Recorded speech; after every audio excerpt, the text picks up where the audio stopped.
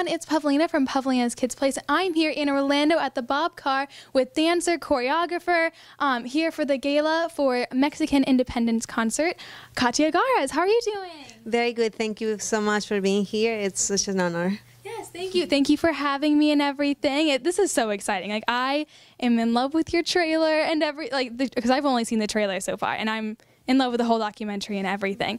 So we have the Orlando Philharmonic, we have a mariachi, Cobras, right? And then we have you and like Israel. Like, this is amazing. Like, tell me how you guys are feeling.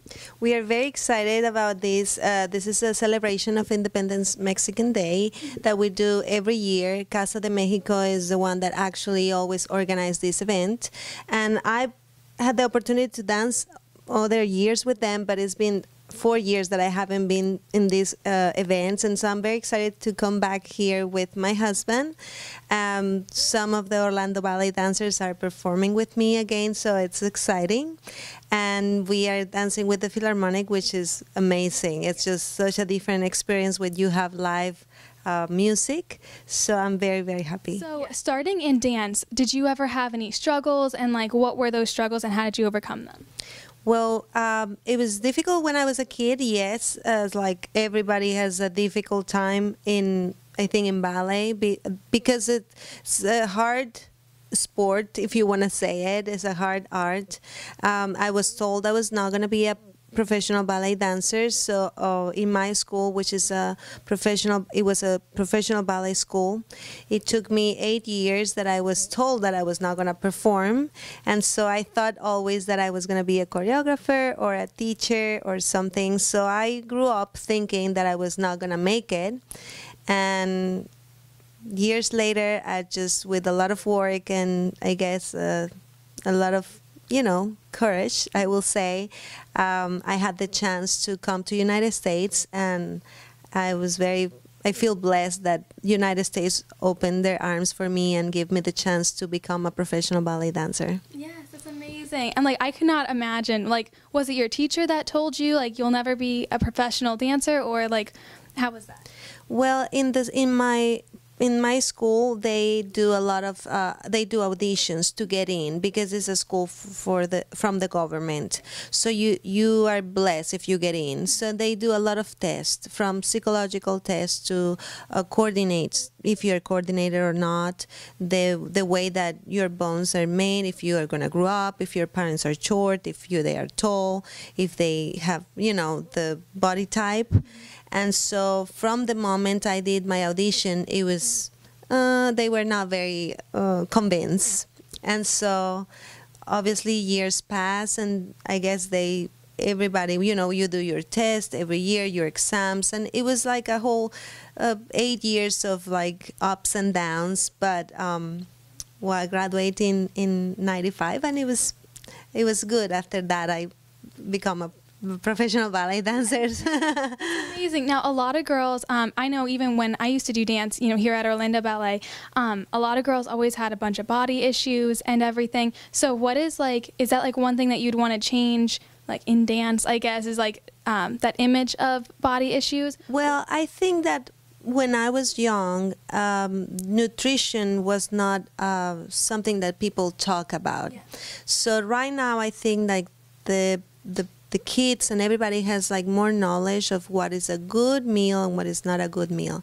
And I think that when you are just, thinking that instead of going to a fast food place, if you eat healthy at home, it's always going to be better. Mm-hmm. I don't necessarily think that that your body will say if you're a good dancer or not, because it's always a place for everybody.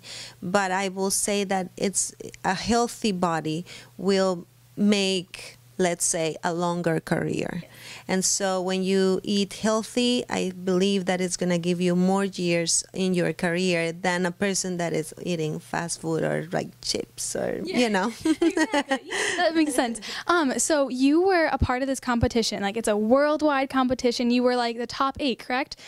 Tell me about that and that experience and everything. Jackson, Mississippi is an international competition where it's a worldwide, where dancers from 35 countries audition for.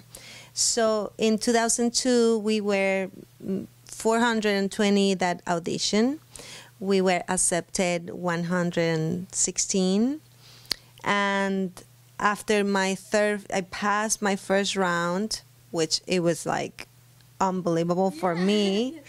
And I passed second round and I got to third round, and it was a surprise for me actually when I saw my name on the board. I couldn't believe it because I was not even expecting to pass first round, because I always believed that I was not the best prototype for a competition. But I got to third place. Third round. I passed third round, and I was one of the last 8 finalists. We were only 8 girls, 2 from United States, one from Estonia, one from Poland, 1 from China, 1 from Japan, and 2 from Mexico. And so for me, it was an amazing experience. It was one of the best moments. You always want to win.